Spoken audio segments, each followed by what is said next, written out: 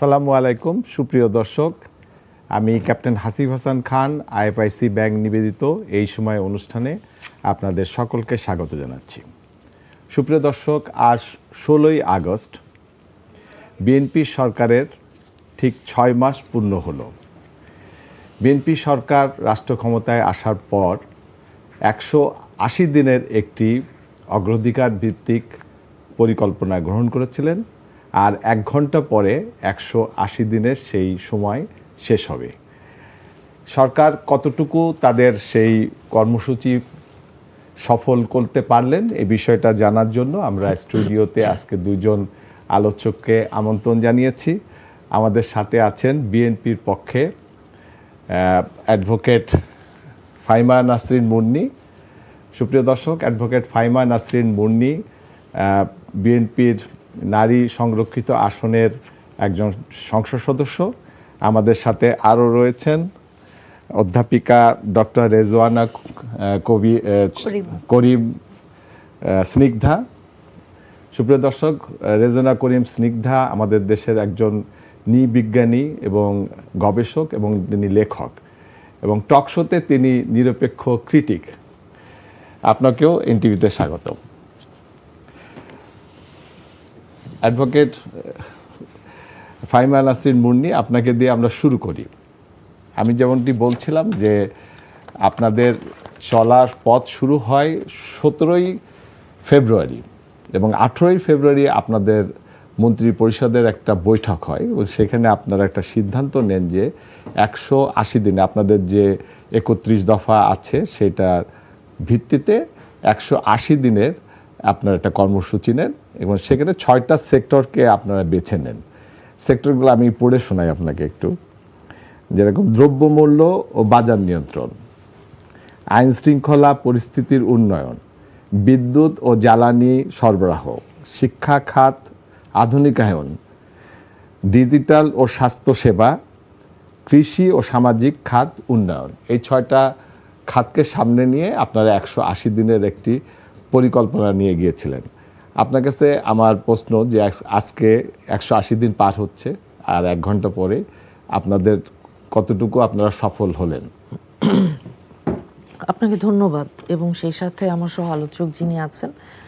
দেখেন, বর্তমান সরকারের 180 দিনের একটা যে কর্ম পরিকল্পনার মূল্যায়ন, সেটা সাধারণ যে বিভিন্ন নীতিগত সংস্কার 6 মাস তো অল্প সময়, সামাজিক সুরক্ষার যে কর্মসূচিগুলো নিয়েছে, অর্থনৈতিক যে ভীষণ রকমের চ্যালেঞ্জগুলো মোকাবেলা করে, কিন্তু কারণ আপনি জানেন যে বিগত যে মাফিয়া সরকারটা ছিল তারা কিন্তু আমাদের অর্থনৈতিক যে সেক্টর আছে সেটা সহ প্রত্যেকটা প্রতিষ্ঠানকে ধ্বংস করে দিয়ে গিয়েছিল। সেই রকম অবস্থায় এই অর্থনৈতিক চ্যালেঞ্জ সহ সব কিছুকে মোকাবেলা করেই যে অগ্রগতির ওপর ভিত্তি করে বিবেচিত হবে সার্বিক একটা যে পর্যালোচনা 180 দিনের এই সময়ের, সেইটার মধ্যে মূলত যেমনটা আপনি সঠিকভাবেই বলেছেন যে সেখানে সুরক্ষা, কৃষি সহায়তার বেলায় দিয়ে যদি শুরু করি, যে আপনি জানেন 10,000 টাকা পর্যন্ত কৃষি ঋণ মৌকুফ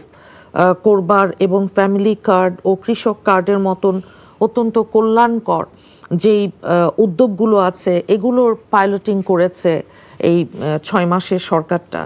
এবং মূলধন নীতিগত সংস্কারের বেলাতেও যারা ক্ষুদ্র উদ্যোক্তা আছে তাদেরকে এনকারেজ করবার জন্য তাদের স্টার্ট আপ, সেটার জন্য আপনি জানেন যে এবার এই কঠিন সময়েও 9,38,000 কোটি টাকার যেই বাজেট দিয়েছে সেখানে আলাদা একটা তহবিল গঠন করেছে এবং সেই সাথে কেন্দ্রীয় ব্যাংকের মাধ্যমে কৃষি বলেন, সবুজ শিল্প এবং রপ্তানি খাতে পুনঃ অর্থায়ন প্রকল্প পরিচালনার মতন ব্যবস্থাও রাখা হয়েছে।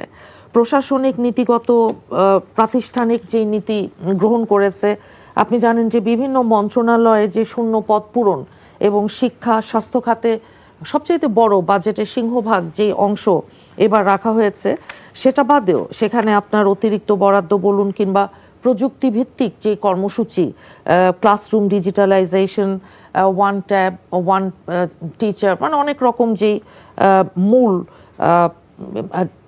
সুফলগুলো জনবান্ধব করবার যেই চেষ্টা এই সরকারের আছে, কারণ এই সরকারটা সত্যিকার অর্থেই আপনার দীর্ঘদিন পর একটা যে নির্বাচনের মাধ্যমে যেহেতু এসেছে, এটা কিন্তু একটা জনবান্ধব সরকার।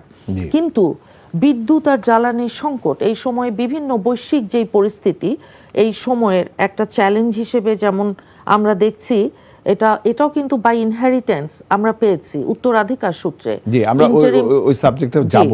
জি, মানে না আপনার আমি বলছি দ্রব্যমূল্য আপনি যদি কম্পেয়ার করেন যে ইন্টারিম গভর্নমেন্টের 18 মাস, তার আগের 17 বছর আওয়ামী লীগ যোগ করেন, সেই তুলনায় এই সরকার চেষ্টা করছে, কিন্তু দ্রব্যমূল্য এখন মোটামুটি একটা সহনীয় পর্যায়ে রাখার চেষ্টা করা হয়েছে আছে।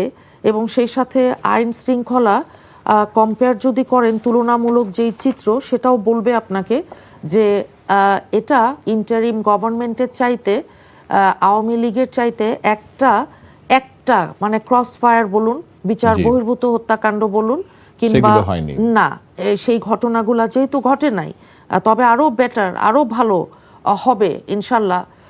সেটা আপনার আরো পেশাদারিত্ব ফিরিয়ে আনা, আইন শৃঙ্খলা, বিভিন্ন বাহিনী তাদের মরাল আরো হাই করা এবং মনস্তাত্ত্বিক যেই জগৎ, সবকিছু মিলিয়ে আর কি চ্যালেঞ্জগুলো মোকাবেলা করে 180 দিনে প্লাস মাইনাস করে এই সরকারের প্লাসই হবে। আচ্ছা, আমরা একটু ইয়ার কাছে আসি। আপনি শুনলেন আমাদের সম্মানিত সাংসদ তার কথা বললেন। আপনি একজন গবেষক, লেখক এবং নৃবিজ্ঞানী, এবং আপনি একজন নিরপেক্ষ ক্রিটিক্স। আপনি আপার কথা শুনলেন, আপনার কাছ ওনার সাথে কি সহমত নাকি কোথাও আপনি দ্বিমত পোষণ করছেন? আচ্ছা, প্রথম কথা হচ্ছে আমার সহযোগ মুন্নি আপা, ব্যক্তিগতভাবে আমি আসলে সকল নারী এম্পাওয়ারমেন্টে বিশ্বাস করি। তো আমার পাশে একজন এরকম এমপি আছেন, যদিও আমি বিশ্বাস করি যে উনি, আপনার প্রশ্ন দিয়ে উত্তর দিচ্ছি, উনি কিন্তু একটা দলকে রিপ্রেজেন্ট করছে এখানে। আমি আসছি, যদিও আমি বিশ্বাস করি যে তিনি যথেষ্ট পরিমাণ যোগ্যতা সম্পন্ন, সংরক্ষিত নারী আসনের নয় বরঞ্চ সংসদীয় আসনের জন্য।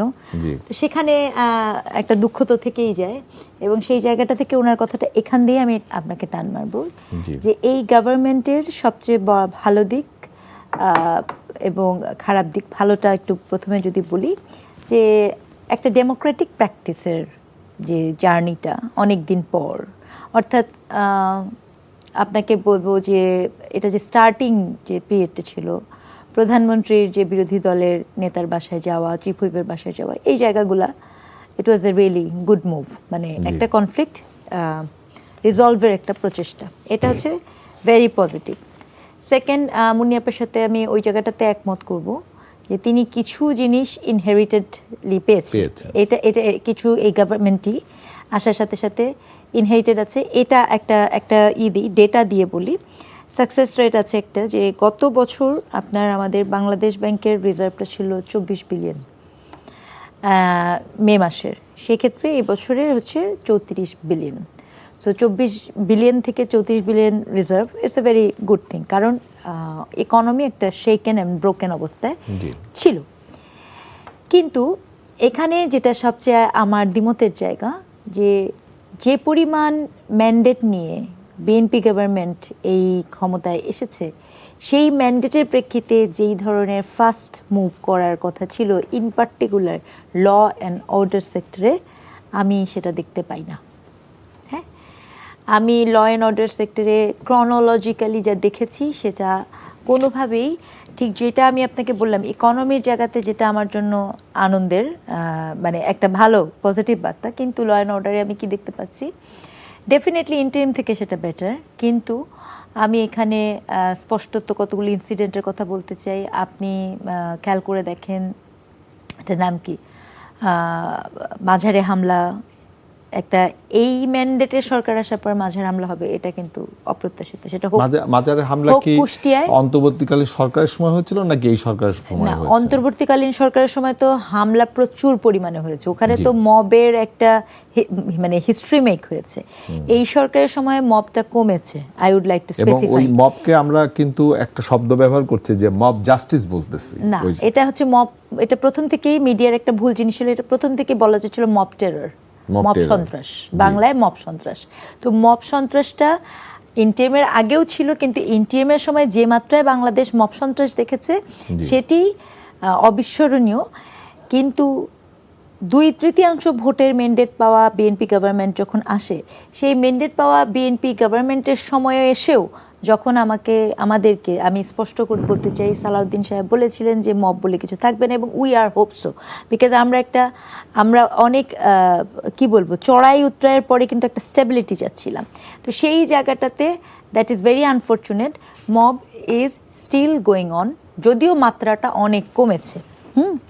আপনার মাঝারের উদাহরণটা দিলাম, যেটা আপনি বলছেন, এই মবটা কি সরকারি দলের লোক করছে নাকি অন্য কোনো কেউ করছে এটাকে? এখানে আমি শুধু সরকারি দলের কথা কেন বলবো, এখানে লটস অফ পার্টি আছে, যেই করুক রাষ্ট্রের রাষ্ট্রের তো দায়িত্ব, সরকারের, তাই না, রাষ্ট্রের দায়িত্বের মধ্যে পড়ে। মানে মনে করেন আমি আপনাকে বলি কেন আমার মাঝার ভাঙা হবে বা মাঝারে যে খুন হবে, রাইট, এটা তো হওয়ার কথা না, কারণ সেখানে ঘোষণা দিয়ে যাচ্ছে, তো এটা তো ঘোষণা দিয়ে যাচ্ছে। আচ্ছা গেল, তারপরে আপনার যেরকম ভাবেই হোক না কেন বিভিন্ন জায়গায় আপনি দেখেছেন যে চিটাগংয়ে আপনার ওইটাকে কি বলে, দা কোদা নিয়ে মানে লাইভ বন্দুকের দিচ্ছে, এটা তো অবিশ্বাস্য, এটা তো কখনো ভাবা যায় না। তারপরে আপনার ডিসিকে ফোন করছে, ফোন করে দেখা যাচ্ছে যে সেখানে কথা বলা হচ্ছে, এটাও তো ভাবা যায় না। আবার বলছে যে জিজ্ঞেস করে নেবেন আমি কে, তো এই বিষয়গুলো তো আমাদের সামনে আছে। আচ্ছা, তারপরে আপনি দেখা যাচ্ছে যে পলিটিক্যাল আছে, তো পলিটিক্যাল জায়গাটাতে আমি এই জন্য বলতে চাবো না, কারণ পলিটিক্যাল পার্টির এই রাজনীতিটা নানা মাধ্যমে, অনেক সময় কেউ আছে যে আমি মাইর খেতেই চাই, মাইর খেলে পরে আমার কাছে একটা ইস্যু আছে, এটাও বাস্তবতা, এটা আমি বুঝি আমার জায়গা থেকে, হ্যাঁ। তো সেই জন্য ওটার ঊর্ধ্বে যে কিন্তু মনে করেন সাধারণ মানুষ, ঠিক আছে, এই যে সাধারণ ক্রাইটেরিয়াতে যেটা বললাম যে আমি ব্যবসা করব, আমি কেন এরকম একটা ফোন পাবো যে আমাকে এত টাকা দিলে আমাকে ব্যবসা বন্ধ করতে হবে, আমি তো এই ফোনটা পাওয়া এক্সপেক্ট করব না, বা আমি তো এক্সপেক্ট করব না যে আমার রিলিজিয়াস ফেইথ, হ্যাঁ, যেখানে বিএনপি গভর্নমেন্টের নির্বাচনী ইশতেহারে, এবং অসাধারণভাবে আই এম সো গ্রেটফুল যে আমি আমার জীবদ্দশায় বাংলাদেশের কোনো লিডারকে এই কথাটা বলতে শুনেছি যে এই দেশটা যেমন বিশ্বাসীদের তেমন অবিশ্বাসীদেরও। তো সেই গভর্নমেন্ট যখন থাকে তখন যারা মনে করেন মাঝারে বিশ্বাসী, সেইখানে তো আপনার এই ধরনের ইন্টারভেন হতে পারে না, তাই না, এটা খুব স্পষ্ট তো, তাই তো। আচ্ছা গেল, তারপরে আপনার ইসের ক্ষেত্রে আসেন, আমি ওটা ওটা ওটা ওটা এভাবে কেন হবে, আপনার সাইবার বুলিং, এটাও আমি বলতে চাই। আমরা একটা জিনিস দেখছি যে আমাদের যে সমাজটা, সে সমাজে কিন্তু আমরা মানে প্রতিযোগিতা ছিল, রাজনীতির প্রতিযোগিতা ছিল, এবং প্রতিপক্ষ ছিল ওইভাবে না, আমরা যেভাবে এখন যেভাবে করছি যে রাজনীতি প্রতিযোগিতাকে প্রতিপক্ষ ভেবে তাকে একদম ডিস্ট্রয় করে দেওয়ার মতন আমরা অশ্লীল ভাষার ব্যবহার করছি। না, এটা তো একটা ভয়ঙ্কর, এটা তো আসলে শুধু রাজনীতির সাথে না, এটা মনে হয় আমাদের একটু সিরিয়াসলি কাজ করা উচিত। আপনার মিডিয়াতে আমি একটা কথা বলবো, মিডিয়ার আমি তো মনে করি যে chronological talk show awareness programme build up করা উচিত ফর আওয়ার গ্রেটার গুড।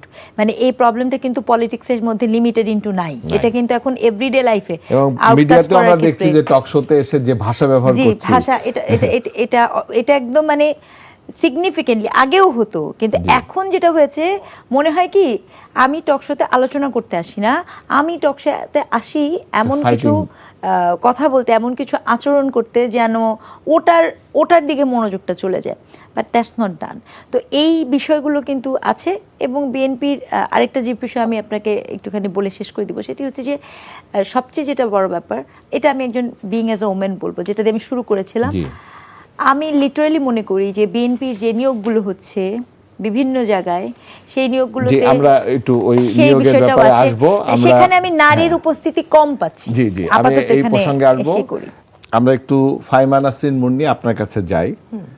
আপনাদের ব্যাপারে সবচেয়ে বড় অভিযোগ হলো যে আপনারা এর আগে, নির্বাচনের আগে বলেছিলেন যে কোনো কারণ না হলে, খুব বিশেষ প্রয়োজন না হলে আপনারা দলীয় পরিচয়ে এই নিয়োগ দিবেন না, কিন্তু আমরা দেখছি যে আপনারা নির্বাচনে জিতে আসার পর বহু মানুষকে আপনারা নিয়োগ দিয়েছেন এবং সেখানে কিছু কিছু দেখা যাচ্ছে যে মেধাবী না কিংবা ওই সাবজেক্ট সম্বন্ধে তার কোনো জ্ঞান নাই, এরকম লোকজনকে আপনারা নিয়োগ দিচ্ছেন। এই বিষয়ে আপনার কি মত? এরকম অভিযোগ দেখেন বিভিন্ন সাংবিধানিক কিংবা অন্যান্য যেই সংবিধিবদ্ধ সংস্থা, সরকারি যেই প্রতিষ্ঠানগুলো আছে, দলীয় পরিচয় নিয়োগের অভিযোগ তুলছে বিরোধী যেই দলগুলো আছে, জামাতে ইসলামী এবং অন্যান্য যারা আছে। এখন বিরোধী পক্ষগুলোর অভিযোগ যে ভবিষ্যতে কোনো রকম আমরা সুযোগ সুবিধা এগুলো নিতে চাই কিনা, কিংবা প্রশাসনিক যেই নিরপেক্ষতা সেটা কোনোভাবে আপনার বায়াসড হয় কিনা, কিংবা স্থানীয় যেই প্রশাসন সেখানে দলীয় সমর্থকদের দিকে যদি কোনো অগ্রাধিকার, এইসব কথাবার্তা আসছে। এখন তৃণমূল পর্যায়ে এবং অন্যান্য আমাদের একেবারে উপরে যারা আছেন, নির্বাচনী আমাদের যে অঙ্গীকার এবং আমাদের রাষ্ট্রীয় সংস্কারের যে প্রতিশ্রুতিগুলো আছে সেটা অনুযায়ী মেধা এবং যোগ্যতার ভিত্তিতেই আসলে আপনার দায়িত্বগুলো দেয়া হচ্ছে।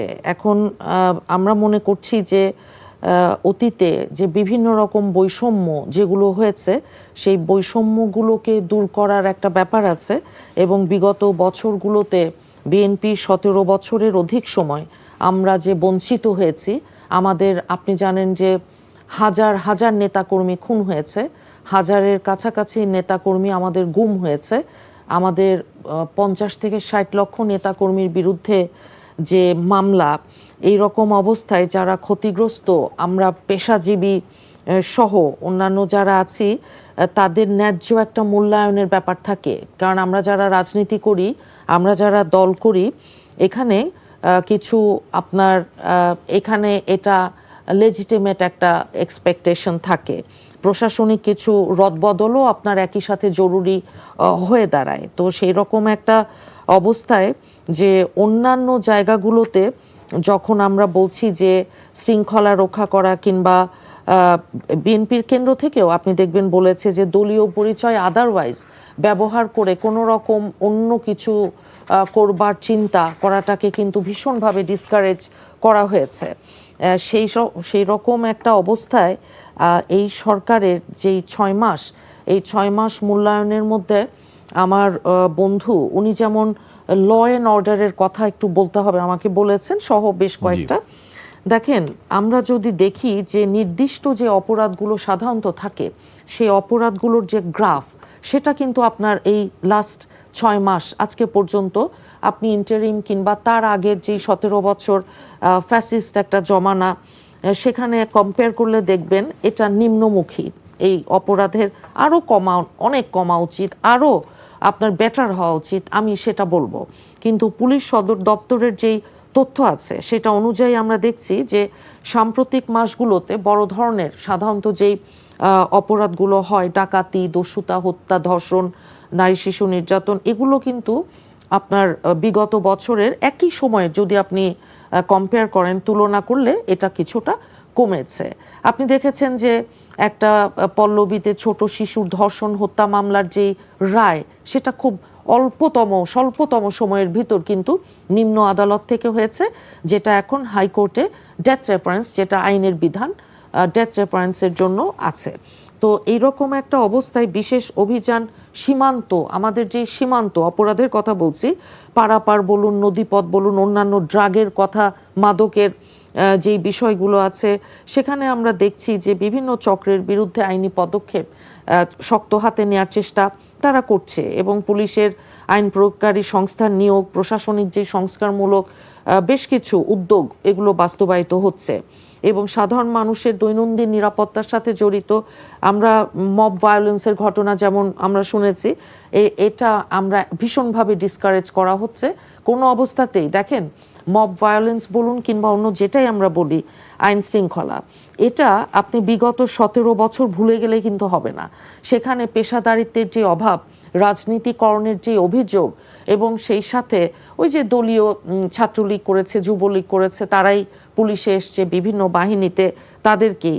এখন আরেকটা জিনিস যোগ হয়েছে আইন শৃঙ্খলার সাথে, আমি বলবো সেটা হচ্ছে যে অনলাইন এবং সাইবার অপরাধ। এখন অনলাইন আর সাইবার অপরাধের যে মোবাইল ব্যাংকিং প্রতারণা থেকে শুরু করে অনলাইনে জুয়া খেলা হচ্ছে, অনলাইন ডিপ ওয়েবে মাদক কেনা বেচার মতো ভয়ঙ্কর অপরাধ যেগুলো ঘটছে, এগুলোর কারণে আপনি দেখেছেন যে নতুন আইন এনেছে সংসদে এবং আইন পাশও করা হয়েছে। তো সবকিছু মিলিয়ে আমি মনে করি যে আপনি আইন শৃঙ্খলা বলুন, বিগত 6 মাস আমরা যদি দেখি দ্রব্যমূল্য বলুন, আমাদের দলীয়করণের আপনি যেই কথাটা নিয়ে এসছেন সেটার সবকিছু মিলিয়ে একটা প্র্যাকটিক্যাল, আপনি বলছেন যে আমাদের অন্য পৃথিবীর যে ডেমোক্রেটিক রাষ্ট্রগুলো আমরা দেখেছি সেসব দেশে যখন একটা সরকার পরিবর্তন হয় তখন তাদের যে সরকারের যে একটা নীতি থাকে সেটা বাস্তবায়নের জন্য তারা কিছু লোকজন বসায়।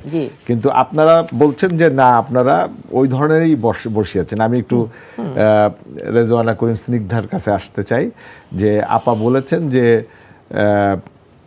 মেধা ভিত্তিকই লোকই দেওয়া হচ্ছে এবং তাদেরকে রাজনৈতিক মূল্যায়ন না, এটা মানে রাষ্ট্রের প্রয়োজনে সরকারের যে পলিসি সেটাকে বাস্তবায়নের জন্য পৃথিবীর অন্যান্য দেশে যেভাবে ডেমোক্রেটিক সরকারগুলো মেধাবী লোকদেরকে বসান তারা সেটাই করেছেন। আপনি কি একমত কিনা এটার সাথে? এখানে মুন্নিয়াপা যেটা বলেছেন সেটা তো বলতে তিনি বাধ্য, আমি সহজ করে বলি, কারণ আপা যেহেতু একটি দলকে রিপ্রেজেন্ট করছেন, আপা এটা বলা এটাই তিনি বলবেন। কিন্তু ফ্যাক্টরটা কি জানেন, সেটা হচ্ছে যে এটা খুবই, আমি আমার জায়গা থেকে যেটা বলি যে ইয়েস দ্যাটস ভেরি ট্রু। মানে আপনি যখন একটা গভর্নমেন্ট রান করাবেন, সেই গভর্নমেন্ট এমন লোকই দিবে যেটা তার গভর্নমেন্টের লোক, মানে ওই অর্থে বলছি যেই মানুষটি তার পলিসিটাকে বাস্তবায়নের জন্য তার লোক লাগবে এবং আপনার স্টেট তো অনেক বেশি দমন এবং নিপীড়নমূলক, কারণ আপনি তো গভর্নমেন্ট রান করাতে পারবেন না। এটা হচ্ছে, আমি যদি প্র্যাকটিক্যালি একজন গবেষক হিসেবে বলি, তাহলে বাংলাদেশের আমাদের দুঃখ কি জানেন, আমাদের যে ইন্টারিম গভর্নমেন্টটি ছিল, সেই ইন্টারিম গভর্নমেন্টটি আপনার পুরো মনোযোগটি দিয়েছিল হচ্ছে ওই সময়ে যে আপনি পলিটিক্যাল সিস্টেমের রিফরমেশনের উপর, যদি আপনি একটু খেয়াল করেন। হ্যাঁ, কিন্তু বাংলাদেশের আমলাতন্ত্রের ফরমেশন আপনি তো চেঞ্জ না করতে পারলে গল্প কিন্তু ভিন্ন হয়ে যায়। আপনি, এটা খুব গুরুত্বপূর্ণ একটা জায়গা। হ্যাঁ, কারণ আমাদের পুরো স্টেটটা চলে হচ্ছে সেটার উপর দিয়ে। এখন আপনাকে যে কথাটা আমি বলতে চাই, না, আমলাতন্ত্রকে চালানোর জন্য তো পলিটিক্যাল ফোর্স লাগবে, সেই ক্ষেত্রে কিছু এটাকে ডিপলিটিসাইজেশন করা কিন্তু কোনোভাবেই কোনো গভর্নমেন্টের কাজ না, এবং আমার মনে হয় বিএনপিও কোনোভাবে এটাকে ডিপলিটিসাইজেশন বলতে পারবে না। এখানে যেটা গুরুত্বপূর্ণ বলা উচিত ছিল ভাষাটা, সেটা হচ্ছে আপনি কিভাবে প্রফেশনালাইজেশন অফ দ্য স্টেট করবেন। হ্যাঁ, কারণ ধরেন আমি আপনাকে একটা সহজ কথা বলি, এটাও কিন্তু বলা হয় যে নেপোটিজমের কথা তো আপনি শুনেছেন, যে আপনার সাথে আমার সম্পর্ক ভালো, আমি একটা কাজ পেলাম, এভাবে কাজ হবে। প্রশ্ন হচ্ছে ওই কাজ করার যোগ্যতা আমি রাখি কিনা। যখন আমি কাজ করার যোগ্যতা রাখি না এবং তারপরে যখন আপনি আমাকে কাজ দেন, তখন সেই কাজটি কোনোভাবে কাজে অবধি পৌঁছায় না, এবং তখন সেটা রাষ্ট্রের অর্থ অপচয় হয় এবং ফ্যাক্টরগুলো কিন্তু সেভাবে হয়। যেমন মনে করেন একটু আগে আমি আপনাকে বলেছিলাম যে আমাদের অর্থনৈতিক সেক্টরের ইসের কথা বলেছিলাম, বাংলাদেশ ব্যাংকের গভর্নর যে পরিবর্তনটা হলো, এটা এক প্রয়োজনীয় পরিবর্তন ছিল বলে আমার মনে হয় না। এটা একটা এক্সাম্পল দিচ্ছি আপনাকে, প্রয়োজনীয় পরিবর্তন বলছিল মনে হয় না। কেন বলছি? কারণ আপনার ইকোনমি শেকিং। হ্যাঁ, আপনাকে তাকে রিপ্লেস করতে হলে তার থেকে, আপনি কিন্তু কিছুক্ষণ আগে বলেছেন যে অর্থনীতিতে বেশ গতি এসেছে। ইয়েস, বাংলাদেশ ব্যাংকের গভর্নর তো কোনো সমস্যা হয় না। এখানে আমি একটা কথা বলবো এবং গবেষক হিসেবে বলবো, ঠিক যেমন 17 বছরের লাইবিলিটি ইনহেরিটেড করতে হচ্ছে, 15 বছর লাইবিলিটি বিএনপিকে ইনহেরিট করতে হচ্ছে, একইভাবে যখন আপনি এই ধরনের প্রবৃত্তির সুবিধাগুলো দেখবেন, সেক্ষেত্রে কিন্তু সেটাও একটা আপনাকে ক্যারি অন করতে হবে, মানে আগেরটার সাথে নতুনটা যোগ হইতে হবে। আগেরটা যদি জিরো থাকে তখন কিন্তু আপনি এখানে এত ভালো কিছু করতে পারবেন না। সেই কারণে আমি যে কথাটা বলেছি, আমি কথাটা এখনো বলছি, আপনি ইনহেরিটেন্সই তো আপনাকে নিতে হবে, ইকোনমি এগুলো তো ইনহেরিটেড ক্রাইসিস, তাই না? সেই জন্য এখন যেমন মনে করেন আপনার দলীয়করণ হবে না, এটা আমি কখনো বিশ্বাসই করি না। এগুলো হচ্ছে রেটরিক, এগুলো হচ্ছে লোকের জন্য কথা বলে। আপনি শোনেন, যে রাষ্ট্রে কোটা না মেধা আন্দোলন করে এত মানুষজনের রক্তের বিনিময়ে এত কিছু পাবার পরে আনফরচুনেটলি আইরনিক্যালি আবার কোটার ভিত্তিতেই আপনি মন্ত্রী, বা তখন তো মন্ত্রী না, উপদেষ্টা পদে কিন্তু কোটার ভিত্তিতেই গেছেন। তো বাস্তবতা কি, তো এই কোটাগুলো এগুলো আমাদের বুঝতে হবে, মানে আমরা যখন চালাই তখন অনেক ধরনের পরিস্থিতি হয়। এখন আপনি যে বলছিলেন যে নিয়োগের ক্ষেত্রে, না দেখেন এখানে তো খুব মানে দুঃখজনক, ধরেন যেগুলো স্পেশালাইজড বিশেষায়িত সেক্টর, সেখানে তো আপনি দলীয়করণ করে লোক পাবেন না। আপনার বিশ্ববিদ্যালয়ে যে উপাচার্য, এগুলো কি আপনার অবজারভেশন কি, যেগুলো তারা পরিবর্তন করেছেন বিশ্ববিদ্যালয়গুলোতে? আমার বিশ্ববিদ্যালয়ের উপাচার্য যিনি ছিলেন তিনিই আছেন, সেটা কোনো পরিবর্তন হয়নি। কিন্তু অন্যান্য বিশ্ববিদ্যালয়ে যে ধরনের উপাচার্য হয়েছে, নিয়োগ দেওয়া হয়েছে, সেখানে আসলে উপাচার্যের ক্রাইটেরিয়া আপনি কিভাবে ব্যাখ্যা করবেন সেটা একটা গুরুত্বপূর্ণ বিষয়। উপাচার্যের ক্রাইটেরিয়া কি কি যোগ্যতা থাকলে উপাচার্য হয় সেটা একটা বিষয়। এই বিষয়ে আপনি দ্বিমত পোষণ করছেন কিছুটা, হ্যাঁ, আবার আপনি বলছেন যে এটা প্রয়োজনও আছে। না, আমি এটা প্রয়োজন আছে সেটা বলিনি, আমি বলেছি এটা কেউ পসিবল না, এটা হয় না কোথাও। এটা ডেমোক্রেটিক সরকার তার এজেন্ডা কে বাস্তবায়ন করতে গেলে তাকে পলিটিক্যাল ফোর্স লাগবে। হ্যাঁ, কিন্তু আমি যেখানে আপত্তিটা তুলতে চাই সেটা আমি আসলে শেষ করতে পারিনি, সেটা হচ্ছে আপনার বিচার বিভাগকে আপনাকে মেরিটোক্রেসিতে আসতে হবে, আপনার স্বায়ত্তশাসিত প্রতিষ্ঠান মানবাধিকার কমিশনের মতো জায়গাগুলোকে মেরিটোক্রেসিতে আসতে হবে। এবং আপনি যখন উপাচার্যের কথা আমাকে যখন বলছেন, সেখানেও এটা দুঃখজনক, কারণ আমি এটা খুব স্পষ্ট বলতে চাই, আমি যখন উপাচার্য এবং শিক্ষা বিষয়ে কাজ করব তখন সেটি কোনোভাবেই আমার দলীয় আনুগত্য দ্বারা রিপ্লেস করার কোনো কারণ নাই, সেখানে আমার যোগ্যতাই আমার প্রধান হাতিয়ার হওয়ার কথা। আমরা একটু ফাইমা নাসরিন মুন্নি, এখন আমরা একটু শক্ত জায়গায় যেতে চাচ্ছি। সেটা হলো আপনাদের একটা মানে যে 6টা সেক্টর ছিল তার ভিতরে একটা ছিল বিদ্যুৎ এবং জ্বালানি। আজকের পত্রিকার এই যে আমরা যখন 180 দিন এখন পার হচ্ছি আমরা অলমোস্ট, আর হয়তো আধা ঘন্টা সময় পরে 180 দিন চলে যাব। এই সময় আমরা প্রথম আলো পত্রিকার হেডলাইন, গ্যাসের অভাবে শতাধিক কারখানার উৎপাদন বন্ধ, এবং এর ভিতরে যেটা আছে সেটা হলো ধরেন বলছে যারা মেঘনা গ্রুপের কথা বলা হচ্ছে যে তাদের 57টি ফ্যাক্টরির 40টা বন্ধ, টিকে গ্রুপের কথা বলা হচ্ছে তাদের 29টা ফ্যাক্টরির অলমোস্ট সবই বন্ধ, এবং আরও অনেক বক্তব্য এখানে দেয়া হচ্ছে। ভিতরে পেজে যদি আমরা যাই সেখানে দেখব যে সিএনজি ড্রাইভাররা বলছেন যে অনেকবার চেষ্টা করে সে 60 টাকার গ্যাস কিনতে পেরেছে। এটাকে আপনি কিভাবে মূল্যায়ন করবেন? দেখেন, গ্যাস এবং বিদ্যুৎ এটা এই সময়ের একটা চ্যালেঞ্জ হিসেবে আমরা পোর্ট্রে করছি, কিন্তু আসলে এই জ্বালানি এবং গ্যাসের ঘাটতি এটা একটা দীর্ঘ সময়ের অনিয়ম, দীর্ঘ সময়ের অব্যবস্থাপনা, দীর্ঘদিনের এটা একটা এখানে নজর সঠিকভাবে না দেয়া, যেখানে যেই মানুষের প্রয়োজন ছিল যে গ্যাসের, বাংলাদেশে আপনি দেখেন না বিভিন্ন জায়গায় মাটি খুঁড়তে গেলে বুদবুদ গ্যাস পাওয়া যাচ্ছে, বিভিন্ন জায়গায় ভোলাতেও গ্যাস আছে, এবং গ্যাস থাকা এবং গ্যাসের ব্যবস্থাপনার মধ্যে যে তফাৎ এবং পার্থক্য, এটা নিয়ে সম্প্রতি আমরা যেই কথাবার্তা শুনছি যে এখানে আপনার যুদ্ধেরও একটা ব্যাপার আছে, যেটা মধ্যপ্রাচ্যে যেই যুদ্ধটা হয়েছে আমরা কোত্থেকে আপনার আনছি, কোন দিকে যাচ্ছি, সব কিছু মিলিয়ে ইভেন এমনকি আপনি জানেন যে ভারতের কোনো যেই অতীতে আওয়ামী লীগ সরকার যেই চুক্তি করেছিল আদানি সহ, আদানির সাথে যে অসম একটা চুক্তি হয়েছিল মাফিয়া সরকারের, এইটার দায়ও এখন বিএনপিকে নিতে হচ্ছে। এখন যেই চাহিদা ছিল, যেই চাহিদার মোটে 10 থেকে 15% আপনার ভারত থেকে ডিজেল যেটা আমদানি করা হচ্ছে, কিন্তু তারপরও ডিজেল আপনার কমেছে, যে এগুলোর পেছনে বিভিন্ন রকম যে ক্রুড রিফাইনারির সক্ষমতা আমাদের কতটুকু আছে, এবং বিদ্যুৎ জ্বালানি যিনি আছেন সেখানে একজন মন্ত্রী বলেছেন যে ডিজেলের সংকটের আশঙ্কা আমাদের নেই। ভালো কথা। এখন আপনার আমাদের প্রায় 1800 মেগাওয়াট বিদ্যুৎ যেই তৈরি হচ্ছে তেল গ্যাস থেকে, সেখানে সরকারকে কিন্তু ভর্তুকি দিতে হয়, এবং বিশ্বব্যাপী আমি যেই কথাটা বলেছি সংকট, এই ভর্তুকি এটা এক ধরনের চাপ আপনার তৈরি করে। কম দামে বিদ্যুৎ পাওয়া আদানির যেই বকেয়া পরিশোধ করা এবং অন্যান্য যেই ব্যবসা যেগুলোর মধ্যে আপনার বিগত মাফিয়া যেই সরকারটা ছিল, যেই গোলামির চুক্তি তারা করে গেছে, সেগুলো সব কিছুই এখন আমাদের এই সরকারের উপর এসে পড়েছে।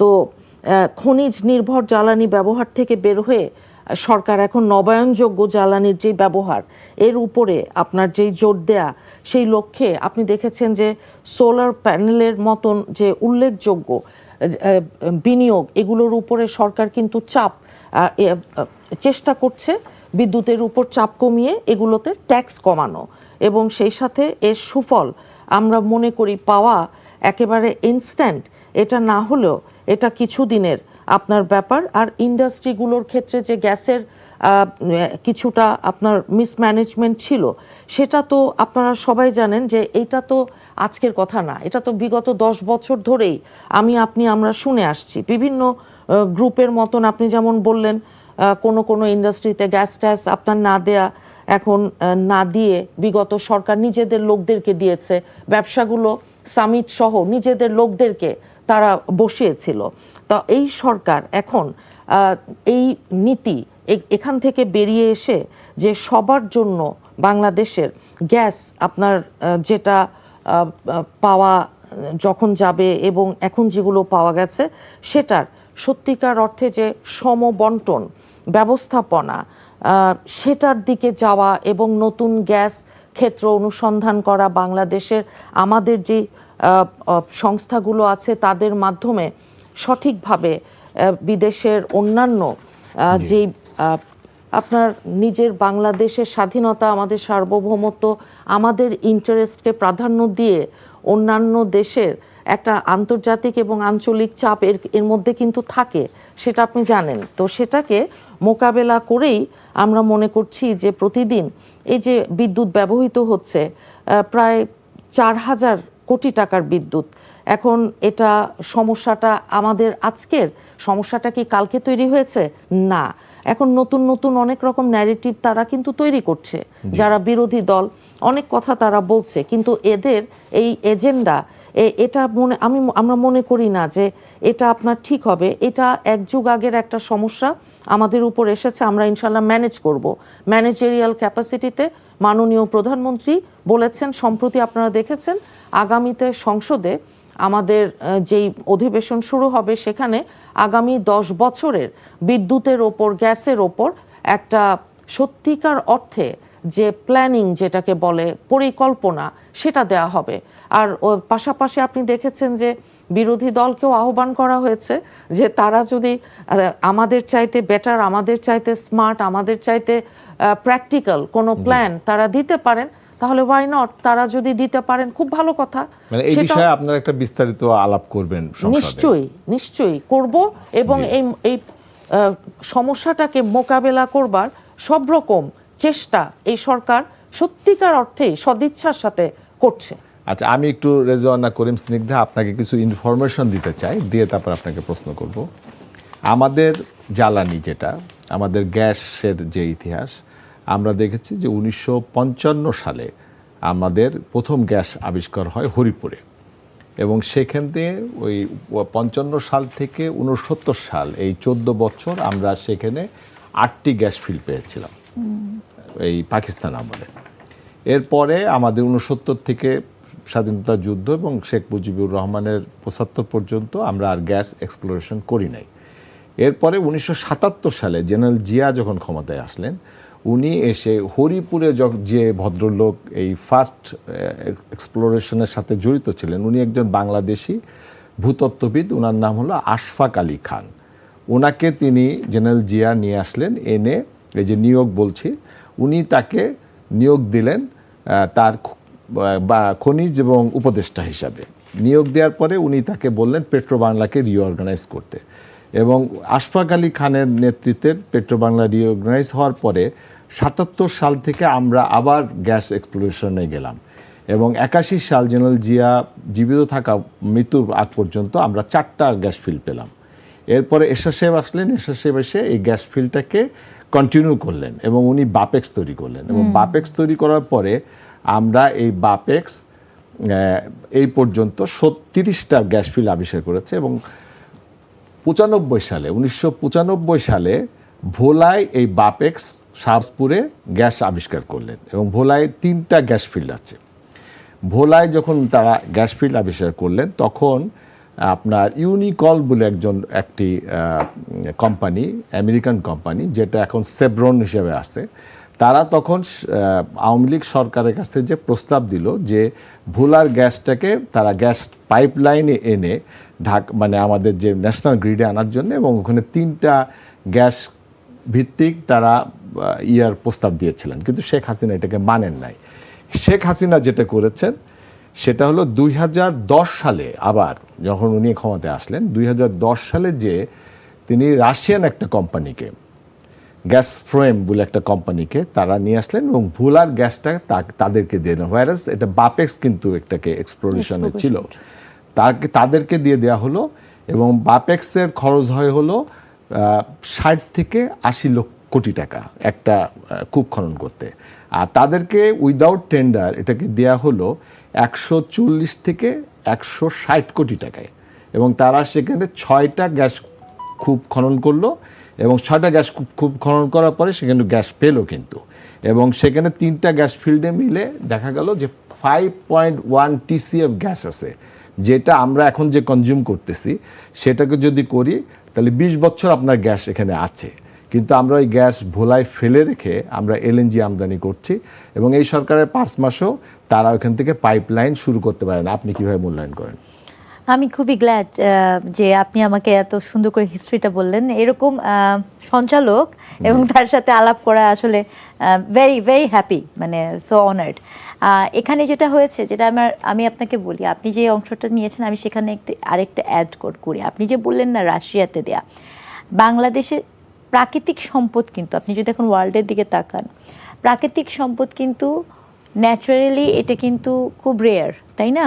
এবং সবাই কিন্তু প্রাকৃতিক সম্পদ কিন্তু আপনি ব্যবহার করলে এটা কিন্তু শেষ হয়ে যাবে, এটা কিন্তু এরকম না যে এটা আবার হতেই থাকবে, চলতেই থাকবে। কিন্তু আমাদের যারা ভূতত্ত্ববিদ, যেরকম প্রফেসর বদরুল আলম এসেছিলেন, উনি বলেছেন যে এটা বাংলাদেশ হলো বদ্বীপ, এবং পৃথিবীর যারা রিসার্চ করছে তারা বলছে যে আমাদের স্থলভাগে 42 TCF গ্যাস আছে, এবং যেটা আমাদের ডিপ সি, যেটা আমরা ওই 2012 সালে পেয়েছি, সেখানের পাশে আপনি দেখছেন যে আপনার ভিয়েতনাম সেখান থেকে গ্যাস উঠাচ্ছে এবং 2225 কিলোমিটার মানে মাইল তারা কিন্তু পাহাড় জঙ্গলের ভিতর দিয়ে পাইপলাইন নিয়ে চায়না নিয়ে যাচ্ছে। পার্শ্ববর্তী দেশ ভারতও সেখানে গ্যাস পেয়েছে, তেলও পেয়েছে, অথচ আমরা 2012 সালে সমুদ্র বিজয়ের পর 1,08,000 বর্গ কিলোমিটার জায়গা নিয়ে আমরা বসে আছি এবং আমরা এটাকে ভারতকে দিয়েছিলাম। ভারত বলেছে যে আমাদের গ্যাস তেল নাই। এখানে আমি একটা কথা বলছি, দুটো জিনিস। একটা হলো আমি যে কথাটা শেষ করতে চাই, মানে প্রাকৃতিক ন্যাচারাল রিসোর্স যেই দেশে আছে, যেহেতু এটা সীমিত, পৃথিবীর অনেক দেশে ন্যাচারাল রিসোর্স কিন্তু নাই, সেহেতু সীমিত রিসোর্স যেখানে থাকে সেখানেই কুনজর পড়ে, বদ নজর পড়ে এবং চুক্তির নামে সেটা আসে।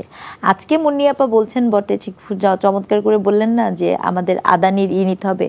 আমি বলে দিচ্ছি, আগামী 5 বছর পরে মুন্নিয়াপার মতো জায়গায় যদি মুন্নিয়াপারা থাকেন তাহলে তো বলবেন না, অন্য কেউ থাকলে বলবেন মার্কিন চুক্তির লায়াবিলিটিস বহন করতে হচ্ছে। এটা বাস্তবতা। আপনি যে বলছেন আমার নিজের দেশের ভেতরে গ্যাস বা আমার যে সুযোগ, আমি কিন্তু ওটার দ্বিমত করছি না যে এটা উত্তোলন না করে আমরা রেখে দিব। প্রবলেম হচ্ছে এই চুক্তিগুলো যখন করা হয়, যে কোনো চুক্তি যখন করা হয়, সেই চুক্তিতে সকল সময় ওই যে সুবিধাভোগী যে শ্রেণী থাকে, অর্থাৎ আপনার যারা লবিস্ট যারা থাকে, তারা তাদের স্বার্থটাকে বেশি দেখে, এবং সেটা কিন্তু ওই শেখ হাসিনার সময়ে যেরকম হচ্ছে এটা এখন বিএনপির সময়ও হবে। তার কারণ এখানে আরেকটা ঘটনা আছে, আপনি যে বলছেন যে জিনিস হয় নাই ওই জিনিস করতেও কিন্তু সময় লাগবে, এটাও ঠিক।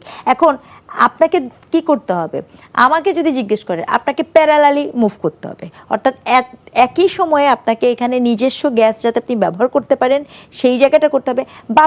বাপেক্স যে এখনো টিকে আছে তাই কত, মানে বাস্তবতার দিকে তাকিয়ে দেখেন, আমার চীন কল, আমার পাট কল সব যে বন্ধ হয়েছে, এই বন্ধ হওয়ার পেছনের উদ্দেশ্য কি ছিল?